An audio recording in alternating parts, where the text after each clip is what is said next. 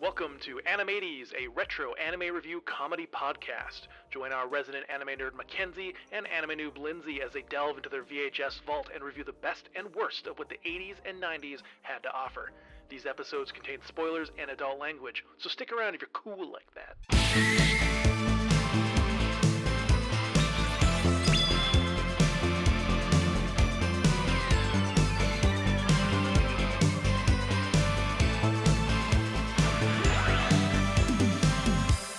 What is up, people? Welcome back to your favorite weekly anime review podcast. I am one of your hosts, Lindsay, here with my spicy as ever co-host, Mackenzie. Ooh, that is me. Yeah. Yep. You ready for this week, Mackenzie? Are you ready for my choice? Are you hungry for more of my choices? This is like the third time in the last 10 minutes you've referenced being hungry for something. I feel like because of you constantly referencing hungry that I'm about to jump into an anime that's all about dieting. Okay. What if I told you it was about superheroes? Oh, what's that to do with being hungry? I mean, you gotta get that protein to keep the muscles going. Get those macros. Is this our first official superhero thing that we've done? I mean, it's not standard superheroes. He's more like an anti-hero. He's a mercenary, and we're gonna follow him on his adventures with his special powers. Food. Yes. So this week we're gonna watch Akihito Yoshitomi's 1997 show, Eat Man. What? Eat Man. Is he a cannibal? Is that why he's an anti-hero? He takes down the bad guys, but he does it by eating them? I'm not going to tell you anything else about what this superhero does and what his special abilities are. Because I want you to enjoy the first episode like I did. Oh, okay. So you're basically you're promised never landing me. I mean, I guess. We're also going to do something a little bit different this week. I'm going to switch some things up. So, Eat Man originally premiered in 1997, and it did 12 episodes on TV that was broadcast all across Japan, and fans of the manga series were not happy about it. They thought, what the fuck is this? It doesn't follow anything from the manga. You just literally took creative license and did nothing related to the source material. So what happened was they created a sequel called Eat Man 98, and they released 12 more episodes. That is not like a second season or whatever. It's apparently just quoted as like a sequel. But it's just a remake of the original. Yeah, it's basically just like making another series, but it's more related to the original content from which they... but what are we doing that's different? So we are going to watch 2 episodes of Eat Man and then 2 episodes of Eat Man 98. And we're going to see which is the superior Eat Man. We're going to have fun comparing character design and introduction of characters and plots and all these fun things. So how do you feel about that? It makes me nervous because what if we like the one that everyone hated? I know. And then our credibility goes completely out the window. Well, we just have to research which is the one that people liked, and then we'll just say that we like that one. Well, we can't do that either because then, the quality of our podcast would go down. So we have to be honest. This is a lose-lose situation if we don't like the 98 version. We're in such a pickle. Oh, that's another reference, isn't it? It's just a food reference. It's not a reference to the show. Okay. It's just a reference to eating. I love pickles. But it's not even like a remake of like Urusei Yatsura where it's like, old remake, modern 2020s remake. It's like 1 year difference. Yeah, it's literally like fans were pissed. We need to make a new season. Wow, so, imagine fucking up so badly you have to remake the entire show. I know. So I'm excited for doing this. Oh man. All right. This is new. I like this. This is a different way we have to watch, a different way we take notes. It's more of a comparison than it is going to be a breakdown. It's gonna be fun. So we're gonna pop off for a little bit. We'll leave you hungry for us to return. See you in a bit. 10 seconds.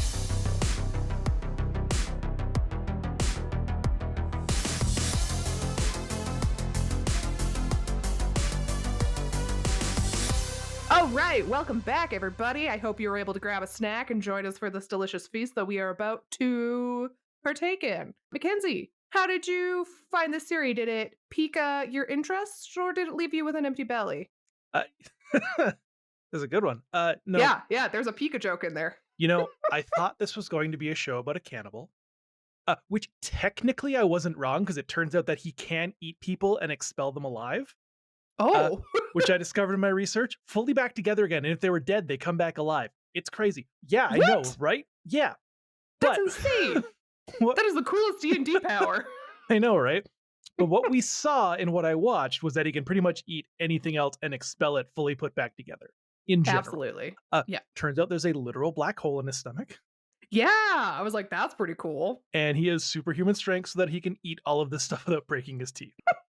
And like our primary character, Bolt Crank, which is a dumb fucking name, by the way. Oh yeah, so stupid. So fucking dumb. Is a variant of someone called Vash the Stampede from Trigun, which we'll watch eventually. I'm excited to show you that one. That's cool, because I know nothing about it. It might actually be another episode where we do a comparison. However, its version for what we'd be comparing it with is actually from the 2020s. Can we do that on a retro anime podcast? I don't know. I haven't decided that yet. Of course we can. It's our podcast. We can do whatever we want. I guess. But yeah, Bolt Crank loves eating things, exploring, killing things for money, and for some reason turning down pretty women. I mean, I guess if that's maybe that's he often has a very straight face with the occasional smirk here and there.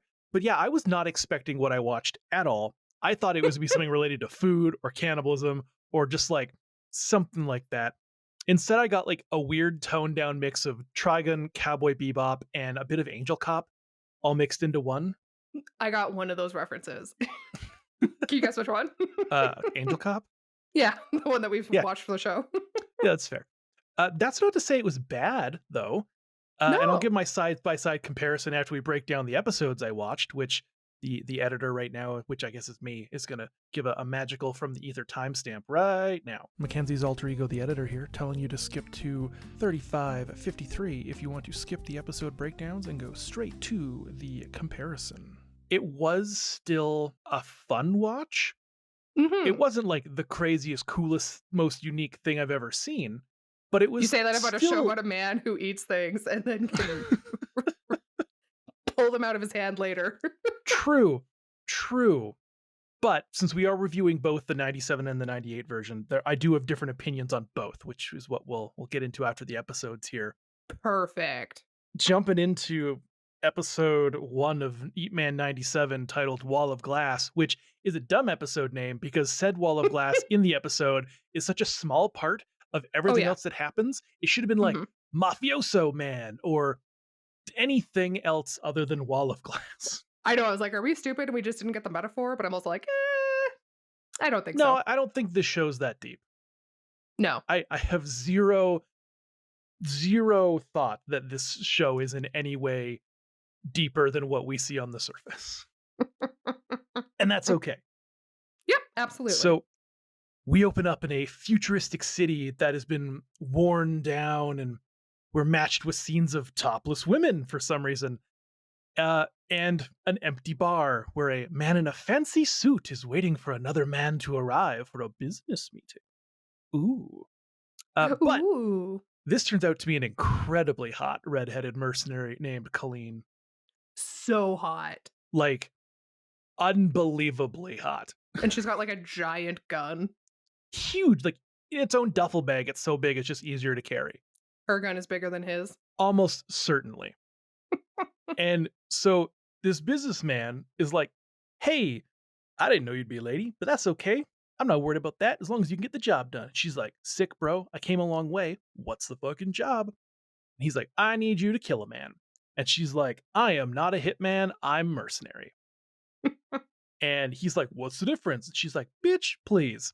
I also was like, what's the difference? There's a big difference, okay? There's a big difference. I guess killing is the one difference. Yeah, now some mercs will kill, but not in this, you know? But Culene can merc me any day. Oh my gosh. I mean, I understand. Yeah, exactly. You get it. So, anyways, there's a man who's been sleeping in the bar, and he like stands up to sweep the bottle that got broken in this little argument with a broom, and he accidentally snags her top and it almost reveals her breast, which results in a literal 15-second silent stare down between the two before she kind of like smiles and you're like, oh, it's okay, and then smacks him. And then he smacks her back with no hesitation. I was like, what the fuck? And then he calmly just goes, hey, people make mistakes. And I was like, all right, that's fair. Like, he wasn't even looking when the accident happened. He didn't catch a glimpse. Like, not that what happened was cool, but you can't smack someone for a complete accident. Like, damn, I man, guess maybe it was like the lack of response to the accident that happened. He wasn't like, oh my gosh, I'm so sorry. It was just, he was like silent. That's fair. I can see that. Mr. Suit Man is all like, let me put a gun to your head and offer you some money to pretend you heard nothing during the lady and I's meeting. Got it? And then this motherfucker turns his head and eats the gun like it's bread. And just in like the most camp way possible, just like, like Cookie Monster. Yeah, exactly. And everyone's like, they're both what the fuck and also not caring as much as they should. Yeah, that's a pretty like specialized thing to see happen right in front of you. Yeah. And so Culene's like, all right, fuck this, I'm out of here, and goes to leave. And Mr. Suit, whose name I never cared to write down, no, he's like, not important. He's like, no, wait, I'll pay you double, please stay. And this kind of gets both her and Bolt's attention, which has so far stopped him from eating his own money because the bartender gave him a free drink. And I guess if you can conjure up your own money at any time, you don't really need a wallet. Yeah, I guess not. You just kind of... It's like your own bag of holding prison wallet. Yeah, it's kind of... Oh, no. I just got the last end of that comment. Oh, the delays of recording online. Oh, man. No. I got it when you said it. I just computed it in my own brain. Fair. And so Culene's like, hey, maybe. Let's stay the night and we'll think about it. And bro is so desperate to like get these mafiosos off his back. He's like, fuck it, let's go. I'm going to bed. I'll meet you in the morning. Culene properly introduces herself to Bolt and asks why he would hit such a pretty lady. And Bolt's like, I didn't hit a pretty lady. Which is a burn and a raw line, but also fuck you, Bolt, you're wrong and I hate you. You're gonna fist fight Bolt now. I'm a Culene stand, all right? Or stand, whatever the fuck the kids say these days. Yeah. I don't know.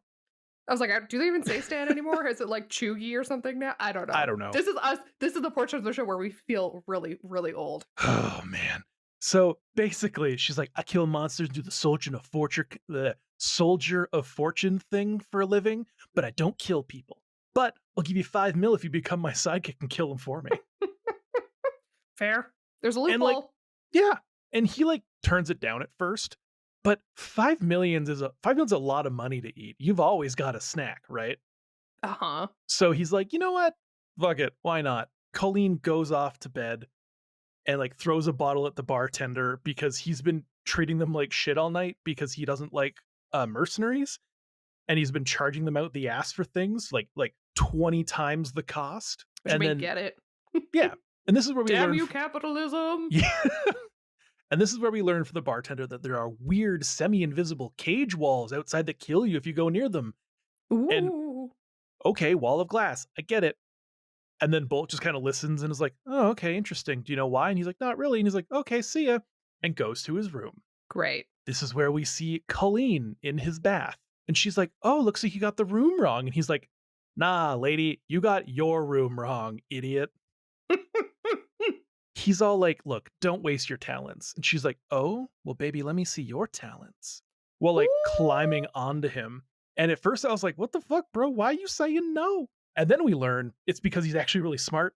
And he's known this whole time she was lying about not being a hitman just to get the guy to give her more money. And now she's trying to seduce him to get him to do things her way. It is like, she knows what she's doing. She's playing smart. 3D chess. Oh yeah, I believe in my notes I call it a love triangle of lies and deceit.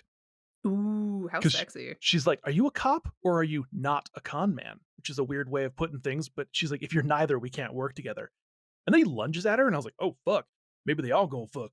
But then he just throws her off the bed because 1,000,000 mafia bullets are piercing through the wall, killing Mr. Suit, leaving him falling as the wall collapses into Bolt's bathtub. It turns out that Bolt was originally told to kill Mr. Suit and then said no, and then used that information to try and get him to hire him, which he actually knew from the other girl. It's this whole little web. But that angered the mafia. And he's like, well, shit, bud, it's time for you to die, Mr. Jack of all trades. And he's like, I told you, I'm not a jack of all trades. I'm a mercenary. Before summoning the fucking gun he ate in the beginning and killing the mafia bros, because that's when we learn he doesn't just eat shit. He vomits it up through his hand. My face when that reveal happened was just, my jaw was on the floor. I paused and I was like, hold the fuck up. Wait a second. And that's when I had to go and Google and be like, is it just metal? And it was not. It is literally anything. Concrete, people, everything. As long as he heats all of it, it gets reconfigured as he shoots it out of his hand. So weird. Which, like, cool power, bro. I mean, yeah. I mean, I love eating, so I guess that would be cool. Yeah. I think that's just called throwing up at that point, if it's actually just food. Although if a sandwich comes back up as a full sandwich, that'd be different. Yeah, like, could you? Yes. Because have you really eaten it then? No, I guess not, but you get the taste of it, right? It's an infinite sandwich, technically. Yeah, I guess you would only ever need one sandwich. Which is pretty cool. Talk about saving groceries in this lawless world. It's a lawless world out there. Excellent.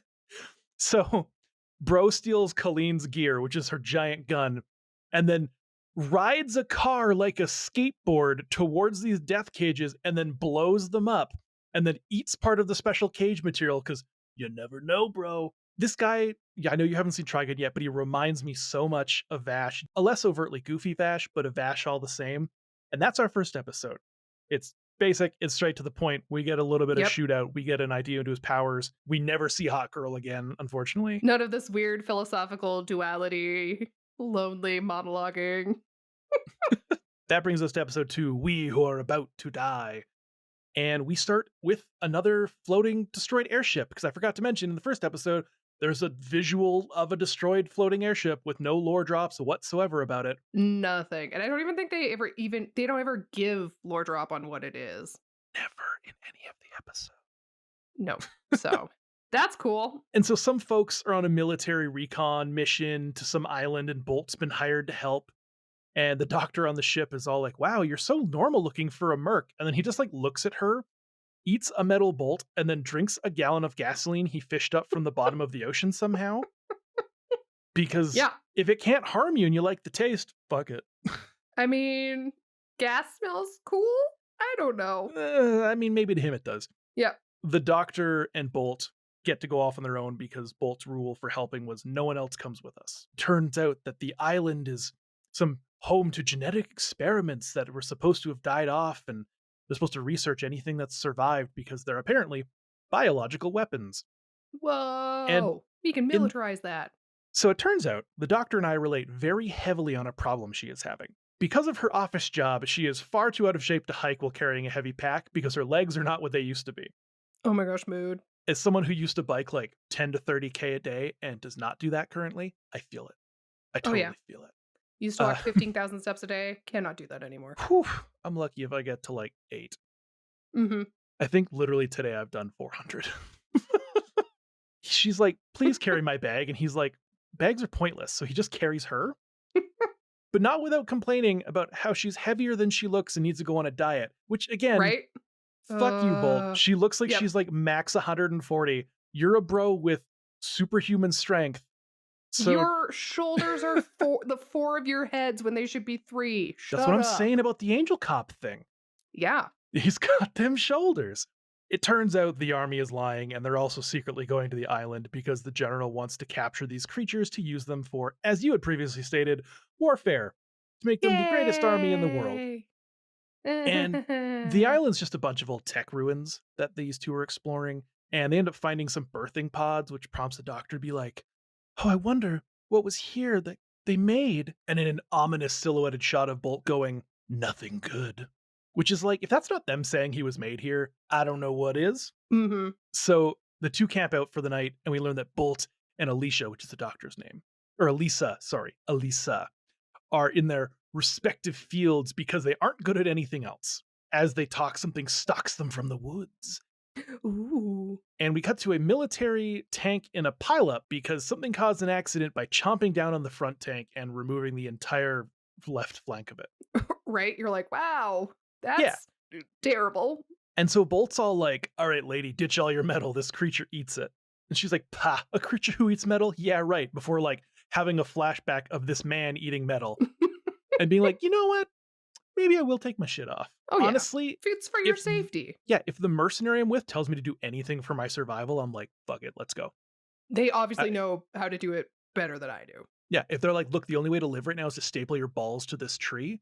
Oh, no. I'm going to staple my balls to the tree, all right? I'm living. I'm going to need some really good evidence to prove that that will help me. Look, in times of need and something stalking you from the woods and the man who's known as the world's best mercenary tells you to do it, you just do it, okay?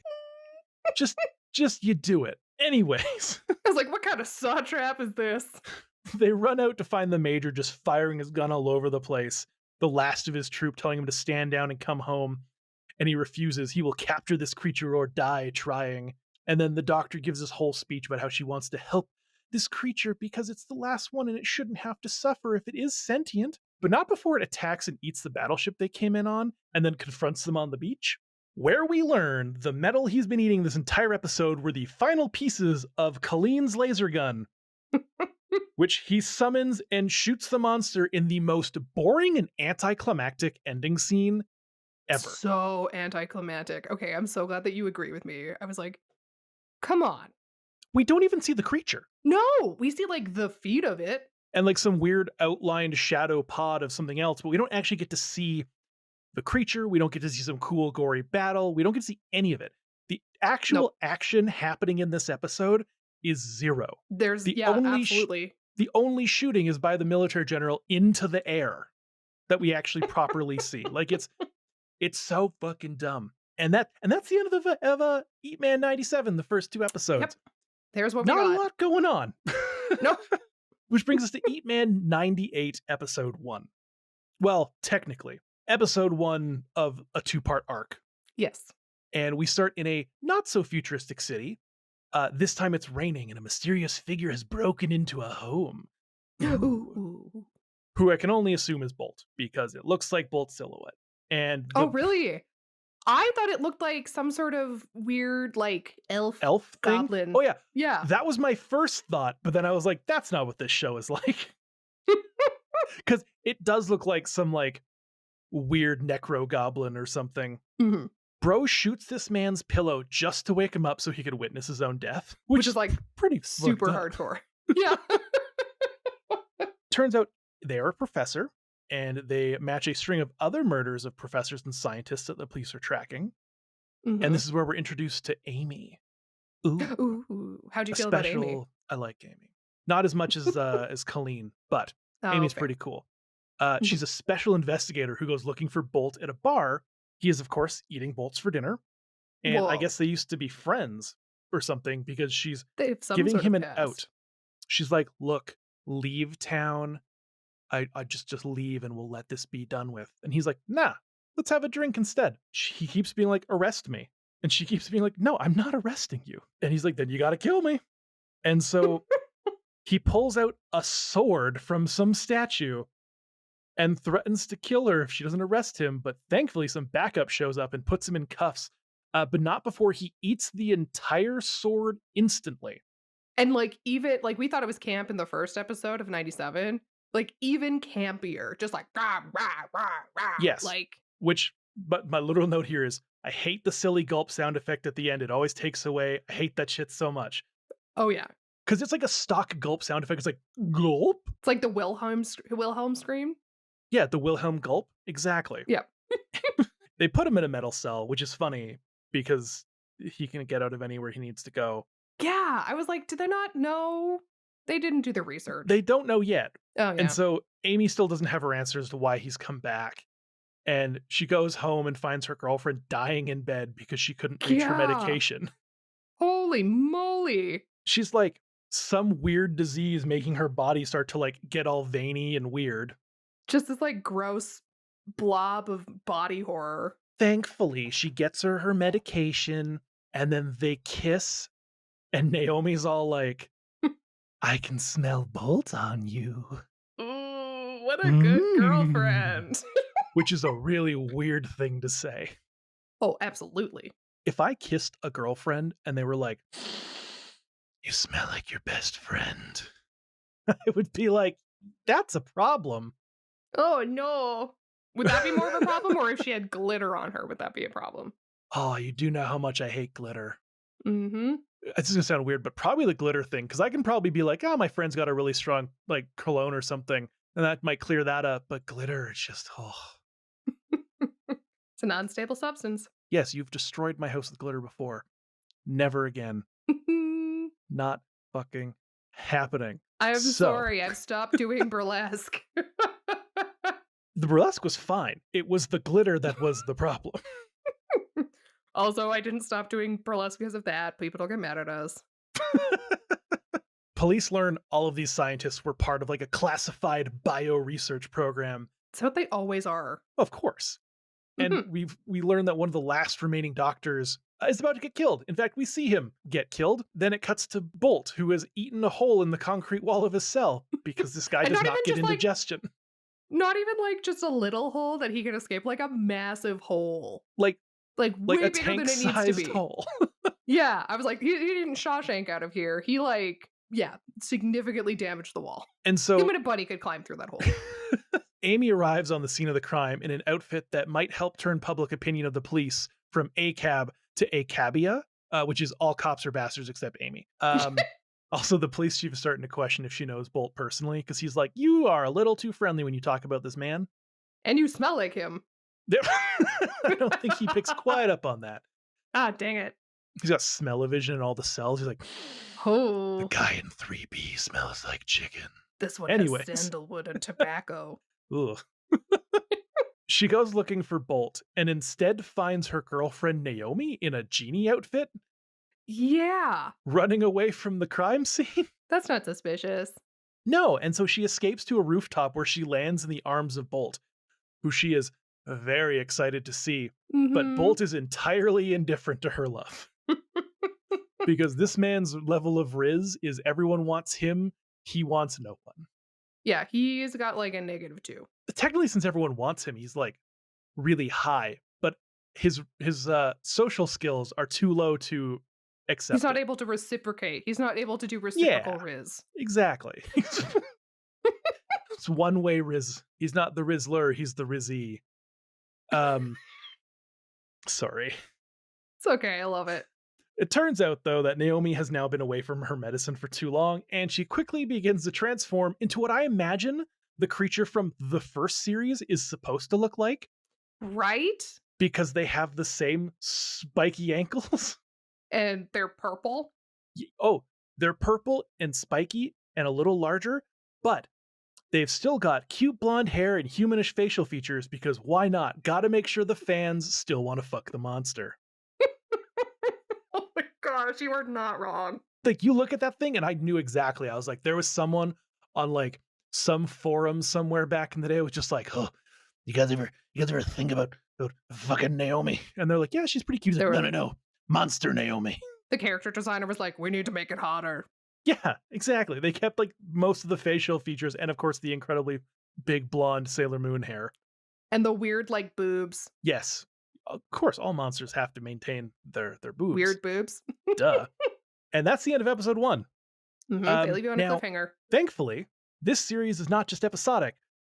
We've actually got a continuation of this in episode 2, where we again start off on the roof with police shooting at this blonde-haired beast while looking into these scientists' research. And then Naomi jumps into a helicopter and breaks into it just to yell, Bolt isn't a criminal, at some like police agents. That'll do it. Which like made me laugh out loud because like that's not what I expected at all to happen when she like clawed her way onto this helicopter. Yeah, she definitely was like, no! But also, could you imagine being that like research person who's like doing all this intel about like these experiments and stuff like that, and all of a sudden this like purple goblin woman is just like, Bolt isn't the one you want. No, it would be terrifying. Absolutely. And this is where we learn that the scientists were doing experiments on hundreds of human orphans. Aww. Where 98% died. Oh, that's not a good stat. No, and Naomi was one of the few that survived, but just barely. Yeah, she's like And Ica with her metal Nate guard. I don't remember what it's called. alternate. Alternate. The police are like, fuck it, kill her. And so they shoot a laser through her chest, which makes her revert back to being human in Amy's arms as she goes, I guess. Bye-bye, Amy. Which is like a sad moment. It was a sad moment. It was heartbreaking. Like, I wasn't expecting that. I thought they were going to like shoot it and that was it. But no, you get like an in-arms sad revelation of your girlfriend dying. Just died in your arms tonight. After this happens, Bolt like vomits up all the concrete he ate to like take down a helicopter from like causing any more damage. And then they arrest him again, and the guys are like, man, I kind of feel bad for this Naomi girl. You'd go feral too if they like fucked up your life that bad. 100%. She's like, her feelings are absolutely valid. And so Bolt's talking to the police, and he tells them he's trying to get there before the murders happen, but is always too late. And they're like, oh, it wasn't you. And then he goes, but it also wasn't Naomi. And they're like, okay, so it is you because they use a gun. Because that's the only two options. Because we're good police officers. Yeah, the only two options are gun or monster hands. Yeah, goblin. If you're killing anyone any other way, you're doing it wrong. Why would you do it any other way? That's just foolish. Yeah. Goblin hands preferable. That's a weird thing. We're gonna get the police called to our door. Anyways, so as he's I believe in Canada we have CSIS. Okay, that's what it was. I didn't know what it was. I was like, MI6? No, that's definitely the UK. But anyways, so they're like bringing him back to his cell, and he looks at the guy and he's like, look, man, I'm sorry. And then proceeds to vomit up 2 tons of a metal airship, blowing out the side of this police station and flying away. Hey, he does it with pizzazz. I'm not surprised by the stuff coming out of his hand. I'm used to that now. What I'm surprised by is the sheer amount of metal and parts and wires you have to eat, because he doesn't have a jaw that goes massive. He has a normal human jaw that has to eat this entire airship piece by piece. That's not a small project. That's a feast. Bro took the time. Bro's got a little workshop he goes to on the weekends, and he slowly eats things he'll eventually need in life. I mean, that's called preparation. You know what? That's true. He's smart for that. We love a man who we love a man who like thinks ahead. Yeah, exactly. He's you're in a car with him and it gets stuck in a snowdrift, and he's like, "Don't worry, I got heating blankets." And pops open his front thing. Glorious. Got cat litter to get traction. Exactly. So he goes to confront the real murderer. For it was Amy all along. What? She goes off to like kill this final scientist, and she chases him through his home to a backtrack of some sick rockabilly. I mean, it was really cool. I loved the music for the 98 series so much. So good. Better than the 97 series. Oh, yeah. And so we get like explosions. Minus the theme. And so we get explosions. We get exposition on how she was also a child who was experimented on. And then the police chief shows up and orders his agents to shoot her. But don't worry, because Bolt shows up just in time for the final scientist to get hit with a real bitch of a headache in the form of a bullet to the brain. Ooh, don't you hate when that happens? It's just such a headache. But before they can shoot her, she gets motherfucking hand vomited with a sword that he ate earlier in the first episode. And kills Amy. Mm-hmm. And I'm like, sitting there, and I'm like, bruh, what? Why? What the fuck is going on? What are you doing? Why? No. I was like, I feel like this just makes more problems for you, because like originally she was just the only one that was getting charged with murder, and now you also are getting charged with murder. Yeah, you cleared your name, now you're not. But then we learn that the thing that her body got is being immortal. Mm-hmm. And he was actually just helping her to escape. He was killing her to give her a new life. Give her freedom. She's like, why'd you do this? And he's like, because technically you're dead now. You can go do whatever you want. She was like, oh shit, you're right. I killed the scientist. You can get a credit card. And I get to go do what I want. He wasn't trying to stop her from killing the scientists. He was trying to just save her ass from any additional problems. And he did. Mm-hmm. And then it also turns out that he was at the research facility because he was one of the first successful biohumans, and he quote unquote worked there with a lot of the kids when they were younger as a part of that, which I did not see coming. I knew he was like one of those people, but I did not see them knowing each other because it turns out that he can't age and he is significantly older than she is. Yeah, there's like one theory that he's been around since like the beginning of time. I doubt that. I feel like it's more he's been around for like 50 extra years. And that's why she'd known him since birth, basically. So even now when she's like in her late 20s, he's also still in his late 20s. And she's known him in his late 20s for this whole time. Because he's bioengineered, so he would have had to have been created by these same people, right? So unless they've been going since like medieval times. But what if he wasn't bioengineered and that's just how he was? Maybe he was the progenitor of all of it and they just started researching him and using his blood for some crazy shit like that. Ooh, that's a possibility. But that's the end of that episode. So that's the end of our 4 episodes. It's the end of our 4 episodes, which is where we now get to break down the differences between the two. Oh, man. And you recently mentioned music. I did, yes. So I found that the music in 98 was better than 97, but I liked the theme for 97 better than 98. I disagree. Really? Okay. So, 97. The song has a nice driving beat, but I honestly could have done without what sounded like a non-rock singer attempting to sound hardcore. It could have been a banging song if someone else performed it. And that completely took me out of it. And then the music in the series did not fit in 97. No. It often felt out of place or it didn't suit the mood at all. It just didn't make sense. But 98, where you didn't like the song, I loved it. It's like this tangy, it's like this tangy Japanese rockabilly. Fits so much better with the vibe of the show. I thought it sounded like it should be in like a Tarantino film. Like an old Tarantino film. But that's why I like it though, because this show has like an outlaw vibe to it. Yeah, absolutely. He's a mercenary, he's an outlaw. I'm not saying it's like a bad song. I'm just saying I think I preferred 97's theme. That's fine. You can be wrong. Yeah. Wow, you did not. Get fucked, Lindsey. Wow, your opinion ain't worth shit. I'm the one. Because I'm a woman? No, it's just because you're wrong. Okay, one sound element that I hated for 98 was the freaking bumpers, where it just like is the bolt dropping and then it's just like a fairy like glass breaking bullshit sound. It did not work. The bumpers were not good. Oh, I hate it. But the overall soundtrack was way better. Absolutely. We get better ambient tracks. We get this like fantastic country and rockabilly tracks that kind of gives it more of the outlaw vibe of the show. And you might think, oh, Mac, what's futuristic kind of, right? Wouldn't some sick lo-fi or synthwave make sense? And normally, I might say yeah, but in this case, for some reason, I really liked the route they went, the more like cowboy kind of style for it. Also, it was the 90s. Personally. The story for Eat Man 97. This original series, it felt slower, but it left more room for funny moments. Unfortunately, it didn't leave a lot of room for explaining fucking anything. Why do we have these broken airships? Why can he eat anything?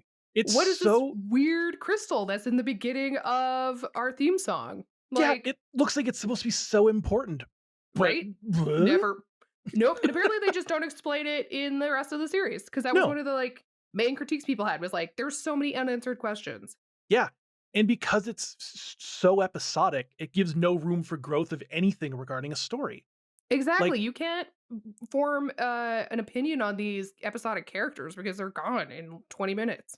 There is no repeating imagery that gets explained.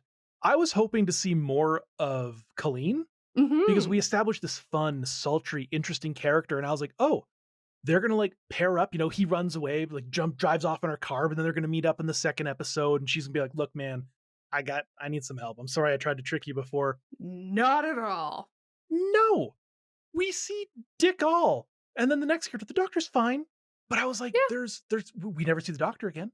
The next character we're gonna see, we never see them again. Nope. It's like, come on, I need something for some kind of growth. I know, especially because Bolt Crank is such a silent type that we don't get that relationship that we care about. Mm-hmm. We're just like, all right, we're just following him. And we got so much out of Culene talking to him, and she established so much as being like the more talkative side of things. I thought, oh, sidekick, perfect, gonna go Yeah, great. she balanced out really well. Nada. Nope. Thankfully, in Eat Man 98, it was darker in tone, which I kind of struggled deciding if I prefer that or not, but I think I do. I just would have liked a couple more comedic moments. Nothing over the top, but just more subtle ones like in 97. But the series actually has storylines. Yes. And they go on for 2 to 3 episode arcs that are literally titled Part 1, Part 2, Part 3. And it gives us more time to tell a proper story. This is by far the better storytelling method because something like this can't be episodic. It needs to have ongoing things that answer your damn questions. Yeah, if you're going to do episodic, you need to do something. You need to have more depth and development in your characters, and you need to be very specific in how you do it. Exactly. And they just didn't. They're just like, you know what we're going to do? Have some sexist jokes, have some fat phobic jokes, like just very low hanging fruit. Yeah. And like this one gave me a shit ton of questions, but it answered all of them. All of the loose ends were tied up by the end of Part 2 of this little mini arc. Yeah. All of them. Every question was answered. I also really liked Amy as a character in this, not nearly as much like Culene, but she was a good choice for being the whole like secret murderer of the whole thing. Because at first you're like, oh, like for a split second, I was like, oh, because I had seen like her image in like the thumbnail, and I was like, oh, she's probably the murderer. And then quickly I was like, no, it's Bolt. And then I was like, oh no, it's clearly Naomi. And then it went back to Amy again because the story was written well enough that it actually gave you that proper intrigue of like, hold on, who is actually the person doing the killing? It didn't do the Scooby-Doo thing where you're like, oh, okay, that's the person, that's the killer. Yeah. It's the first act, but that's the killer. Exactly. So while I did miss some more comedic moments, I think that the story of 98 was far superior. With me, when I first watched that first 97 episode, I really liked it. I was like, oh, okay, 97, I think I'm going to prefer over 98. But then I kept watching more of 97 and I was like, oh, that was just like a one-off. That was a oopsies that they accidentally got it right. Episode 1 of 97 is super fun. It's like, it's really good with good character introduction. And then they just screw the pooch on the rest of it. Yeah. I don't have the history with the manga, so I don't really have that anger towards 97 or whatever. I still prefer 98 so far from what we've talked about. Absolutely. I started watching more of 98. I'm already enjoying it more. Instead of being like, oh, fuck this shit, 98 all the way, it's more like, wow, that was fine, but 98's better. Yep, 100%. And it's funny because when you look at the reviews that the two shows have, it kind of like demonstrates that. Like, yeah, like they're good. This one was just slightly better. Yeah, because like, let's look at the art and design. The original Eat Man art isn't terrible by any means. It felt a little flat because there were some shadows and details missing that could have been added to give some extra depth, especially because the series is so dark that it kind of gets this muddied look, kind of like 3x3 Eyes got at times. And then when it comes to like Bolt Crank, stupid name aside himself, his original design, they went with a much darker green coat and like the bright red glasses. I liked that one much better. I love the glasses. They're so good.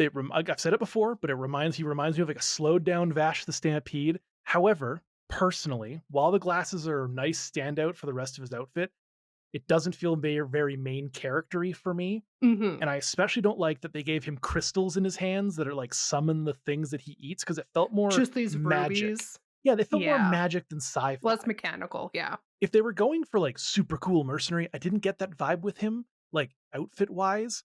It felt very muted. So you prefer the look of the 97 outfit? Yeah, I just found 98 to be too like complicated but like unnecessarily complicated. Like, what are all these straps doing? I don't know. I thought for being like a mercenary who travels around and all that stuff, like I thought 97 was better. Also, red glasses. See, as a Trigun fan, I like all the straps, so you'll have to get used to those. But I think you'll like the outfit because it's bright red. But anyways, so great. in Eat Man 98, we see a huge increase in the quality of production. Oh, yeah. There's Holy way more moly, depth to the brighter. art. It's brighter. The backgrounds and general design felt way more cohesive. And even when we spent time in the dark, there was more contrast. I agree. And then, of course, this time, Bolt was rocking plain black sunglasses, which I also miss the red ones. Yeah, it's like I didn't like them. But I still prefer the fact that the coat was a brighter green with more detail because it made him stand out both as a main character and because it's such a dark series, he stood out against the darker backgrounds and contrasted more with what was going on around him. Yeah, I mean, I guess you're right there. I don't know. I felt like it didn't, like the contrast was there, yes, and it made him stand out against things, but it felt out of place, I guess. I don't know. I just didn't feel like it fit as well with the other greens that and blues that you saw in other parts of the series. So That's like fair. sometimes you can push it a little too far and it's like, okay, but now it doesn't fit within the world. So That's fair. I just think they needed to balance it a little bit better. I think the perfect outfit for me would have been an in-between of the greens, so not quite as dark, and then with the red glasses. I love, yes, the red glasses, because it gives him that main character energy. Yeah, unfortunately that the red glasses were not part of the original manga, so that's why they went for the black this time. But I do think it was a mistake to not go for the red again. Also, they both wear these like hipster beanies, which is very funny to me. I own like 3 of those hats. I do not doubt it. He kind of has like Inuyasha hair. Kind of. So like just rocking this like beanie, looking like a hipster who's, instead of trying to sell you coffee, is going to sell you bullets to your skull. Hell yeah. For me, he felt more like a mercenary. He just felt so much more detailed, but also the objects that he conjured up in this one felt also like way more detailed. Mm-hmm. They weren't just like when he's regurgitating all of that rubble and stuff. It's just like exactly. It wasn't just like a shine and like a quick little. It was like a full on. This ship is like being built out of his hand. Exactly. Exactly. And of course, I liked Amy's Matrix vibes that she kind of gave off at times, especially in the end sequence. Her gigantic bangles drove me nuts. I was like, how are these staying on her body? Magnets. Yeah. Okay. Jeez. Oh, man. Also forgot that when we were talking music, we did not talk about the outro songs. And that's probably because they're in no way memorable whatsoever. Because I was like, I don't remember what they were. I remember not really caring for them. These are my exact notes for the outro song on 97. Nah, bro, this shit ain't it. And then for 98, it's the outro song is better than the other, but it's still not great. Too slow. Drives me nuts. So you're not missing anything by not listening through the credits. You have our permission if you skip the credit songs. For those of you that are, Animates subs or something, I don't know. Subs to the I mean subs to the YouTube channel, of course. Yeah, that's what you meant. And I wasn't about to, because I've got a playlist of all of the songs we listen on the series. Yeah, that's what it is. Which is true. I just need to update it. But yeah, so it's clear that I prefer Eat Man 98. Yeah, I think I also prefer Eat Man 98. If Eat Man 97 had Eat Man 98's like animation and style and then continued the plot moving forward with the same characters from episode 1, I probably really would have preferred the story of Eat Man 97, but I don't. And if I got to give it a rating, I was like, guess what the ratings are. So I'm gonna guess in a second, but my personal rating for 97 is like a 5.3. Oh wow. Okay. And then for Eat Man 98, it's a 6.55. Okay. Not bad. All right. Didn't blow me away. What do you think it was rated on Mal? I'm going to say that Eat Man 97 is rated at 5.14 and Eat Man 98 is rated at 6.27. You were very close with your 98 predictions. 97 on Mal is 6.4 and 98 is 6.7. Oh, so people really didn't give much of a shit between the two of them. No, but if you look at the IMDb ratings for this, Eat Man 97 got a 7.4 and Eat Man 98 got a 6.7. This is why I don't trust IMDb. How dare you? Look, for film it makes sense. For anime it does not whatsoever. Yeah, fine. So I was pretty close. And I think my scores are still fair. I think they're fair too. Like, it's nothing spectacular. We've definitely watched better things, but it was definitely interesting. Worse things. But you know what though? Yeah. I really liked your change this week of comparing a similar series. Oh my gosh, thanks, Mac. That's pretty fun. I enjoyed that. I've got a spreadsheet that I built for my comparisons. Wow, you like went all in. I got my categories column, I got my Eat Man 97 column, got my Eat Man 98 column, and then I got my Word doc for all my other notes. I love Excel, except I love Google Sheets. Man. Instead. I know Google Sheets is great. Anyways, this isn't a Google Sheets podcast. No, I was getting some reviews of the podcast, and one person was like, yeah, it's pretty funny. I like when they banter. They stay on topic most of the time, but sometimes they say random stuff that has no relevancy. Listen, guys and gals and all of our other pals, we both have ADHD. Wait, I have ADHD. Do you have ADHD? I'm getting a test in 1 month. Hell yeah. So shut up. Fuck it. Oh man. But yes, if you liked this episode, please like and subscribe, follow us on all of our social medias. And you can also listen to previous episodes that we have uploaded, such as Robot Carnival, Dragon Ball, Neighborhood Stories. I'm just naming all the ones that I'm pretty sure that I brought to the show. What else did we do? Did you just say you brought Dragon Ball to the show? No. You listed Dragon Ball. 3. You listed 3 and you were like, I brought all these to the table, motherfucker. That was not true whatsoever. Guys, everybody, I'm the one who brought Dragon Ball to the world. I see. You're Lindsey Toriyama. Got it. Yes, exactly. Anyways, you could listen to all those episodes, plus some things that Mac probably brought as well to the show. They're all on where you found this one. So go listen to them because they're really funny and we put a lot of hard work in them and we'd appreciate it. But that's it for this week's episode. So we're going to bolt now, but catch us next week when it's Mac's turn to serve me up something to digest. Yeah. Oh my God. You're welcome for that. Bye-bye.